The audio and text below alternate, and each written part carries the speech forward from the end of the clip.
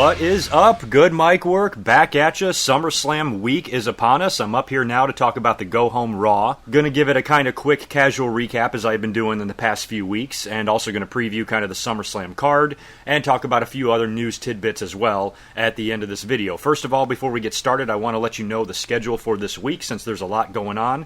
Tonight, obviously, I'm up here right now to talk about Raw. I will be up tomorrow or Wednesday, most likely Wednesday afternoon, with a recap of the Go Home SmackDown as well as my SummerSlam predictions. So that will be coming in the next video in about a day. As far as the weekend goes, unfortunately, I've known about this for a long time. I knew that SummerSlam weekend was going to be busy for me. I have a ton of stuff going on in my personal life and my job that weekend, so I have done my best to make myself as available as possible. But unfortunately, I knew that there was going to be a casualty somewhere, and the one video that I will not be able to do is going to be a review of the NXT TakeOver show the night before SummerSlam in Brooklyn. I have to work extremely late on Saturday night, and then I have to turn around and go into work on Sunday morning, the morning of SummerSlam, for a few hours in order for me to be available and off in the afternoon and evening to watch the pay-per-view. So there's going to be no way I'm going to have time to get home late on Saturday night, watch TakeOver, and then get a review up on it. I highly doubt that's going to happen. So NXT TakeOver will just have to be discussed in my SummerSlam reaction video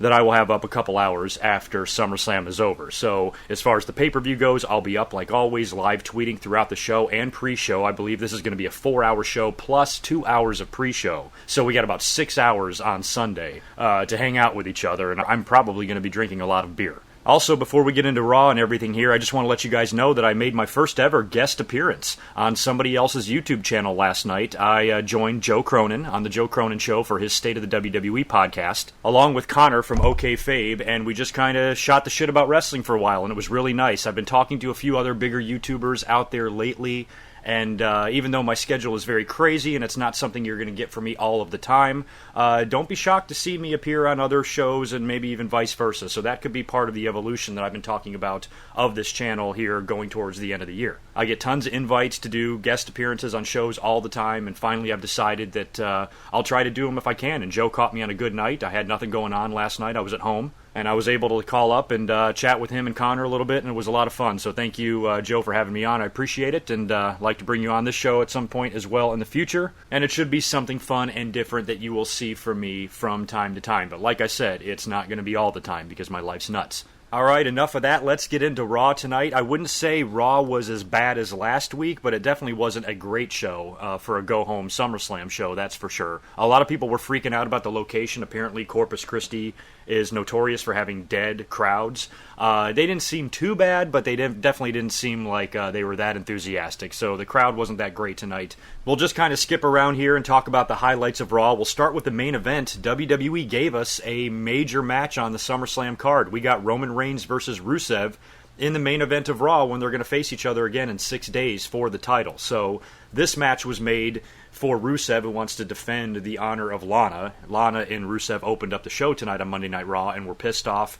and demanded that Roman Reigns come out there and apologize to them, and they are not going to leave the ring until he does it.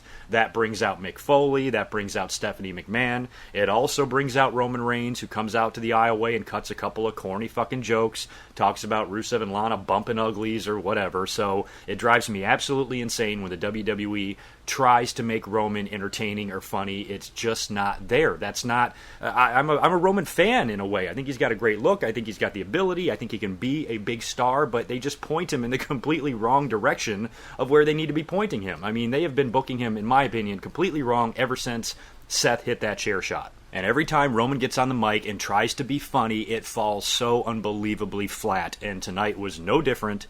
Rusev, of course, is hilarious, and I can't say enough good things about him on the mic. He's highly entertaining. Lana did a good job as well, and she's pretty good on the mic as well, although she does kind of fall in and out of that accent, which is pretty funny. But after a bunch of jibber-jabbing back and forth, finally, Mick Foley makes the match tonight. Main event, no title on the line, Rusev versus Roman Reigns. So we got to wait the whole show to get to that main event. In between, they kind of had a pointless backstage brawl between the two. I didn't understand what the point of that was. Roman Reigns was being interviewed. Rusev jumped him. him. They start brawling. You ever notice how there's always a big stack of metal pipes leaning up against the wall anytime there's a backstage fight, just so they can fall and make a loud noise? So they went through and did all that typical BS, but it was just pointless because neither guy, it's not like it was done to injure one guy and they had to go into the match injured to create more storyline. It was just a random fight, and neither guy seemed any worse for the wear. So fast forward to the main event now.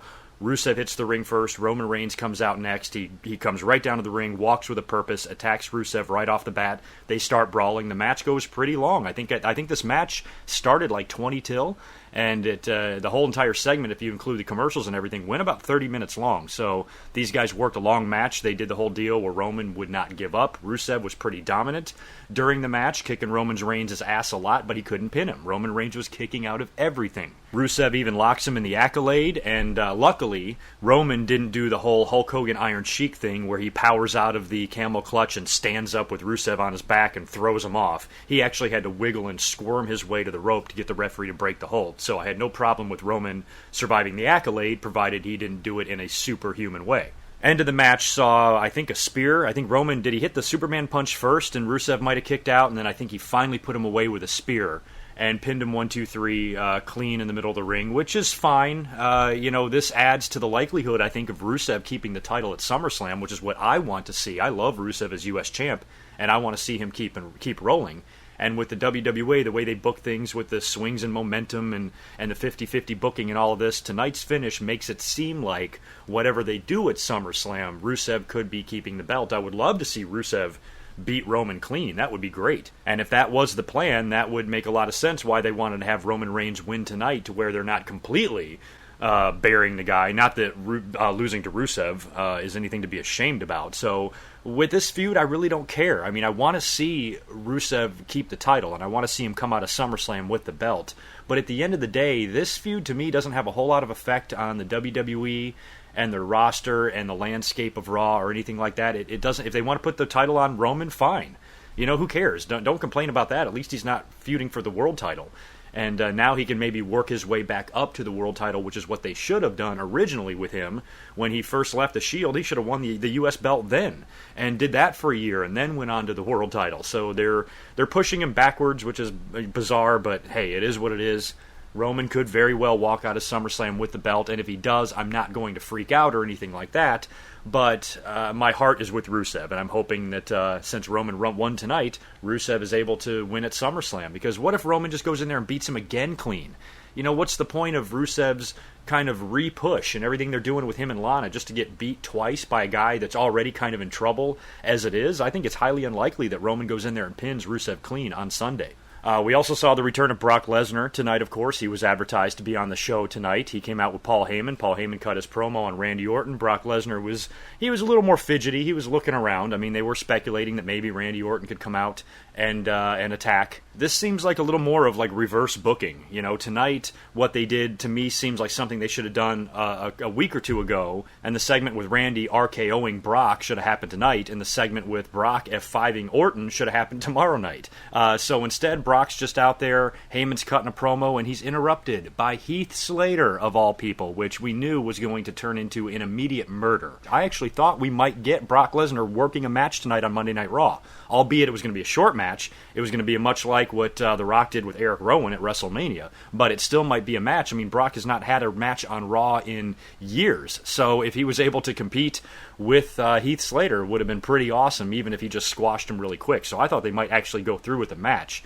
But after Paul Heyman is kind of warning Heath to stay away, Brock actually gets on the mic and invites him into the ring. And, of course, Heath is doing the whole thing. I've got a family to feed. I've got kids. I need a contract. I can't get hired. It's about my livelihood. I have no choice but to do this. I have to step in the ring with somebody that I know is going to kill me.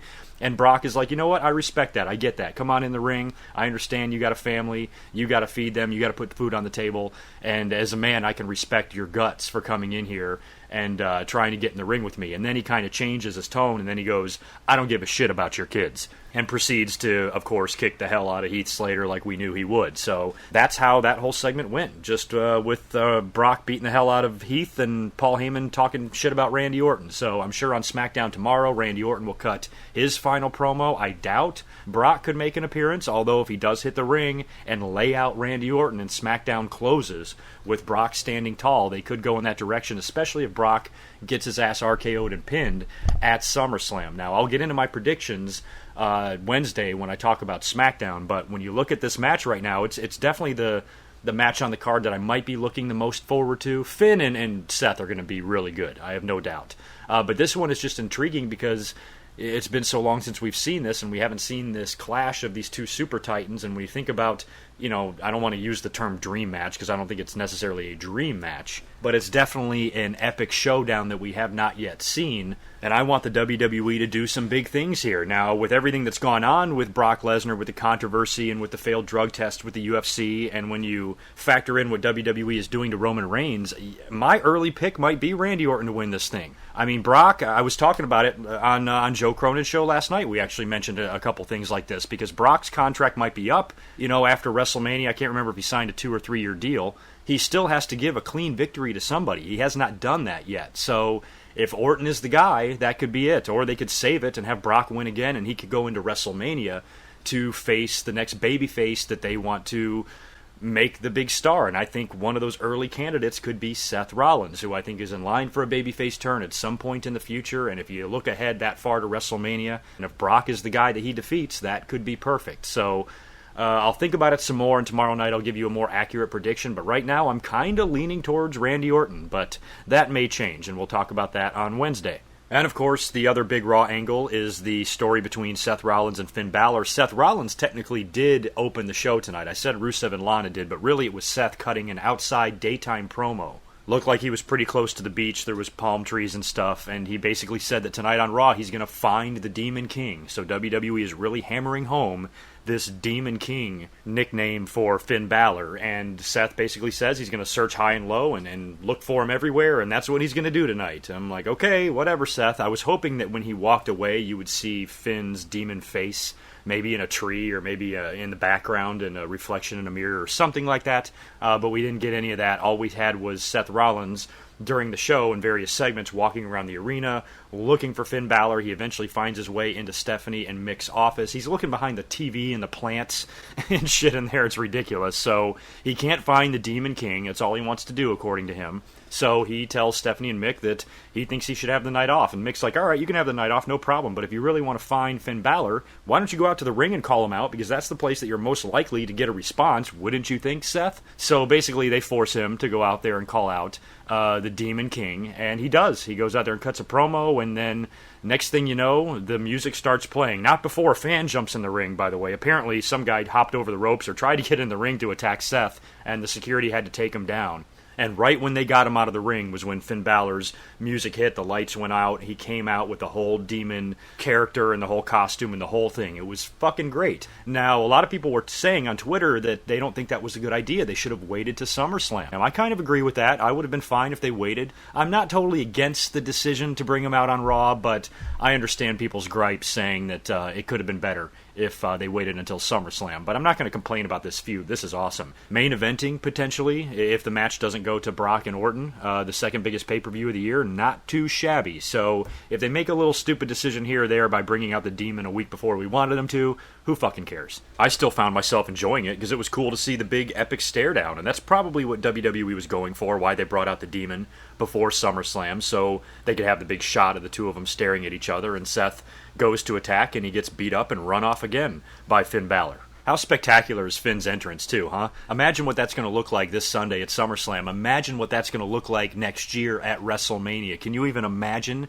I mean, I'm already getting rock hard in my pants just thinking about a Finn Balor entrance at WrestleMania. That's going to be some pretty cool shit. Right now, I gotta say I'm leaning towards picking Seth on Wednesday when I do my predictions. I still think that he would be the best guy to win the Universal title, and regardless of who you think should or should not win it, make no mistake about it, it's not like these two guys are going to be done after SummerSlam. A lot of people are very concerned about who wins this match and who should, and where to me, I don't think it even fucking matters because they're going to work again at the next pay-per-view. They're probably going to work the pay-per-view after that. So maybe you can give Seth the belt first. I would like for him to be the one to be the first Universal Champion. I want to see him develop that legacy, because if you add that to him being the first NXT Champion, it's just going to be a nice, feather in his cap, I think, and just be a nice thing for him to brag about throughout the rest of his life. He's definitely proved himself in the WWE. He's been on the main roster now for 4 years and has done an excellent job. Finn Balor is brand new, even though we know he's totally capable. He's only been on the main roster for a few weeks. I think Seth is the more deserved guy as far as legacy goes to win this belt, and I'm rooting for Seth actually to win at SummerSlam. But that doesn't mean if Finn Balor wins, I'm going to be pissed. I'll be happy as hell with that as well. But regardless of who wins, expect them to have a rematch at the next pay-per-view. So maybe Seth wins the belt now, and they give it to Finn Balor around Survivor Series time, or something like that. So Finn Balor, I think, wearing a world title is extremely likely.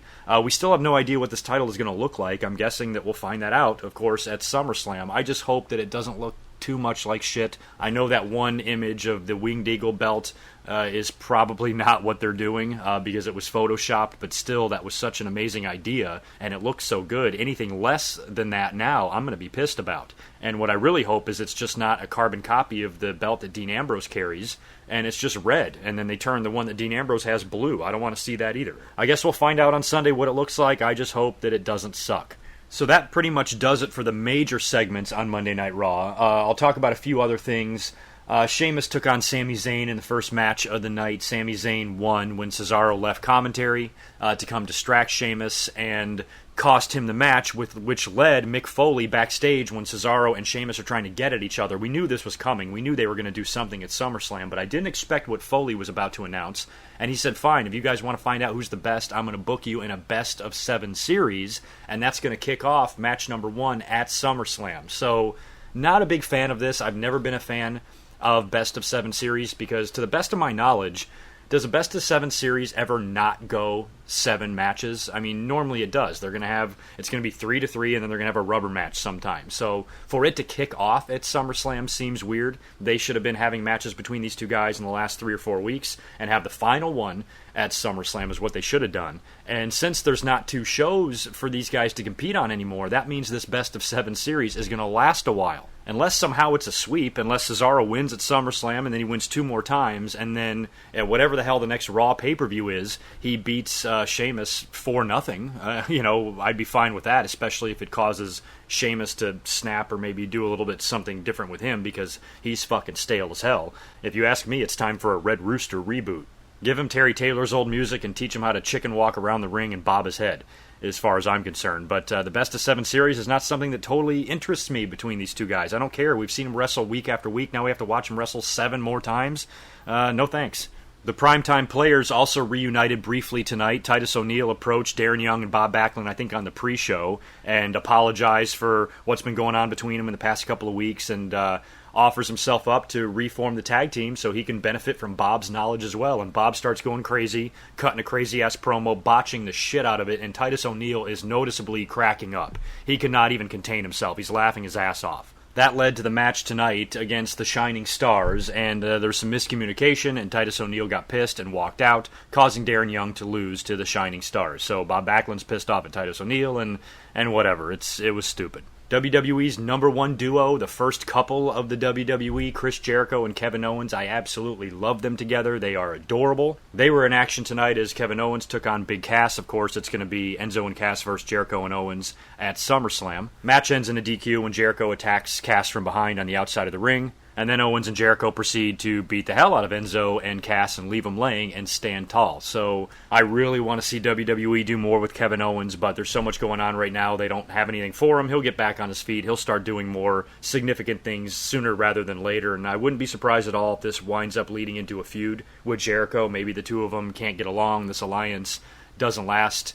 And they split up, and then they have some matches together. And Jericho, I don't know what his schedule is. I don't know if he's planning on leaving the WWE anytime soon, but if he is going to take another hiatus, I can see him having a couple of matches with Kevin Owens, and Kevin Owens beating him and running him out of the WWE until he decides to come back again. And you got to start thinking retirement for Jericho at some point. I mean, he's in his mid-40s now, and I'm not sure how much longer he's going to do it, and I can't wait till he has one more final run, especially if it's successful. But if he's going to leave again and take another hiatus, I think he can put over Kevin Owens on the way out. 2/3 of the New Day were in action tonight. Kofi and Xavier took on the Dudley Boys and won a match against them. Big E, of course, is still on the shelf, selling the busted balls that he suffered at the hands of Gallows and Anderson. Gallows and Anderson have been doing those really funny skits where they're trying to find a cure for posteritis or whatever the hell it's called, and tonight I think they put one of Big E's balls in the microwave, and those skits are pretty good. Gallows and Anderson are pretty funny guys, and I like the little play on words and the puns, like don't get testy with me and all that kind of shit, so it's kind of funny. But I had mentioned a couple of weeks ago, and nobody agreed with me. I couldn't believe, like in the comments on Twitter, nobody really saw this as an option, but I'm going to keep it open. And that is it possible that Big E goes heel? When I first mentioned that, people were like, no way, of course Big E's not going to go heel. But I'm thinking of the New Day along the same lines as I'm thinking of the Shield. Sometimes when it comes to these factions or these groups or something that's is going to have to end at some point, it's always better to end it before it gets too stale. And a lot of us thought that the Shield ended too quickly, but in retrospect, it was probably a good idea what they did that night. So maybe with Big E being on the shelf, I'm assuming this is a kayfabe injury and he has not, really lost his testicles here. So if he made some sort of an appearance in this match and then turned on the New Day and cost them the titles, I don't know if that could necessarily lead to an alliance with Big E and Gallows and Anderson. He might just be turning heel and then feuding with the remaining members of the New Day. But I think if they want to take the belts off of them, and since they're down a man, Big E could make a surprise appearance because they said he's not cleared to work the match at SummerSlam, so nobody's expecting him to see him. And then if he shows up, the fans are going to go nuts because they think he's going to be there to help the New Day, and then he turns on the New Day, and Gallows and Anderson win the belt. So I think that could possibly be an option, or Gallows and Anderson can go in against a weakened New Day, the two smaller members of the New Day, and win the tag team belts at SummerSlam. One way or the other, I think Gallows and Anderson are coming out of this match as the champs. But if Big E doesn't turn heel, that's fine. Keep New Day together. They can have some rematches with Gallows and Anderson. This feud can continue, and they can do the split with the New Day another time. Big E is also extremely charismatic. He's extremely funny. We've seen him as a heel before, and he's not nearly as good as he is as a babyface, so Big E in a babyface environment, I think at least right now, is probably best for him, but, judging by the way this storyline is playing out, something just tells me he might turn heel, or he might turn against New Day, or something like that. I don't know. Nia Jax defeated another one of these jobbers, but this time it was a little disturbing. This girl looked like she was 9 years old. She was dressed like a complete psycho, and Nia Jax just completely destroyed her in a matter of seconds. So they're continuing on that Nia Jax jobber trend. That's 4 weeks now, I think they've done this. Jinder Mahal, of course, we saw him return a couple of weeks ago. He had a match tonight against Neville and lost. Charlotte beat Alicia Fox in another pretty lopsided match in just a matter of minutes. Sasha Banks was on commentary, and Charlotte called out Sasha after the match. She comes down to the ring, gets attacked by Dana Brooke, who was verbally destroyed by Charlotte backstage a little bit earlier on. She comes out and attacks Sasha Banks, allowing Charlotte to kick her ass and put her in the figure eight. And, of course, they have their rematch on Sunday as well. Most likely, I see Sasha keeping the belt at this point, especially after what Charlotte did to her tonight. I don't think that they would give it back to Charlotte at SummerSlam, so I think Sasha right now is the obvious choice to come out of that match. Before I get out of here, I will discuss a few other news tidbits. They did also announce on Raw, by the way, that Jon Stewart is going to be back on the show again this year at SummerSlam. So we all remember what Jon Stewart did last year, costing John Cena the U.S. title by hitting him with a chair. So maybe he comes out and helps Seth Rollins again. Maybe he helps him beat Finn Balor. I hope not. I don't think... When I think of Seth Rollins and Finn Balor having a wrestling match, the last person in the world I would think that would need to get involved with that is Jon Stewart. But the fact that he's going to be on the show, who knows what they'll do with him. I don't think they'll do anything significant with him like they did last year. Maybe he'll just be there to cut a funny promo or whatever. But if that becomes a tradition, they have Jon Stewart at SummerSlam every year when they're in New York, I'm fine with that. I'm a huge Jon Stewart fan. Also, staying on the subject of the WWE before we get into some TNA news, there is some rumors about Shawn Michaels possibly going to Orlando to become a coach at the Performance Center. Now, I found this really surprising. I just thought Shawn loved his life in Texas. I guess he could technically do both. He could still live in Texas and then be in Orlando to train, but if it's full-time, he's going to have to be away from home a lot, or he's going to have to pack up his shit and his family and relocate to Orlando, and that does not seem like something Shawn Michaels wants to do. I just listened to his podcast with Chris Jericho a few days ago. I'm not sure how old that podcast is, but it just happened to be the one I was listening to when I was in the car. And Shawn was talking about how much he loves his life and all the... Apparently he lives way out in the middle of nowhere in Texas, and he talks about him and his wife just sitting out there having coffee and watching the deer run around. And he loves to hunt and shit like that, and he bonds with his son out there in nature and all that stuff. So to me, Shawn, the life that he lives is what he wants to do. For him to pack up and move to a place like Orlando, I'm surprised. If that's what he's going to do, I'm surprised. Now, I did try to read up on it a little bit, and there are a couple websites that say that he signed that deal, and there's some websites that are saying it's just a rumor, he might not even be doing it, so I don't know what's going on, but I did find it surprising if Shawn Michaels does take this job, which I think it would be great, by the way, for the talent there to benefit from his knowledge. To have Shawn as a full-time coach at the Performance Center is fucking awesome, but just what that would do to Shawn's personal life, I'm surprised he would even consider it. TNA was in the news a couple of times this week. First of all, for the debut of Aron Rex. Now, Damian Sandow has signed with TNA Wrestling. I did not get a chance to mention that last week in my commentary, so I wanted to make sure I touched on it this week, and he had his debut on Thursday or whatever the hell night Impact airs. I checked it out on YouTube, and I liked it. I'm happy for him. I'm happy he's there. He's definitely one of the most talented guys TNA now is going to have on their roster, and when I listened to his promo, I'm like, okay, he played it smart. He went out there and he gave a little bit of a shoot, but he didn't verbally bury the WWE, because I believe in my heart there's a really good chance Damian Sandow can wind up back in the WWE someday in the future. WWE, just for whatever reason, never had anything for him, didn't want to do anything with him, and they finally released him. He can go maybe gain some momentum and make a name for himself and then come back in with some fresh ideas. I don't know, but I wouldn't be surprised if Sandow did make his way back to the WWE in 2 or 3 years or whatever. So he doesn't want to go out there and completely rape everybody on the mic and talk shit about everybody. He definitely voiced his disapproval about how he was treated and let go, and how that's not going to happen to him in TNA. But at the same time, he didn't go out there and say, Vince McMahon can suck my cock. He knew better. He seems like a really smart guy. TNA, obviously, he wouldn't have taken the deal if they weren't paying him a little bit of money, so he has a job, he has a contract, he's getting paid. Good for him. At the end of the day, that's all I care about for someone like him, because he's such a good talent and he was treated like such garbage in WWE. All I want for him is to be okay and land on his feet and make sure that he's still able to make a living and make some money, and that's obviously not going to be a problem for him. He can be booked all over the independents. He did some stuff for What Culture Pro Wrestling, and now he's in TNA, so he's staying busy, and I hope he has massive success in TNA. All the best to Aron Rex. And speaking of TNA, Dixie Carter apparently is out as president of TNA. She's taken on a lesser role. She's a consultant or something in the front office there, but the new president is Billy Corgan, lead singer of Smashing Pumpkins, who's been involved in wrestling in TNA for many years, and I guess is he part owner now, or what? I remember reading something about that he was thinking about maybe even buying the company, but they're owned by another company, but he's going to be overseeing the day-to-day responsibilities and making the decisions, all the stuff that Dixie Carter used to do. It's going to be in Billy Corgan's hands now, so I don't know how that's really going to affect TNA on screen. I don't know if we're going to see too much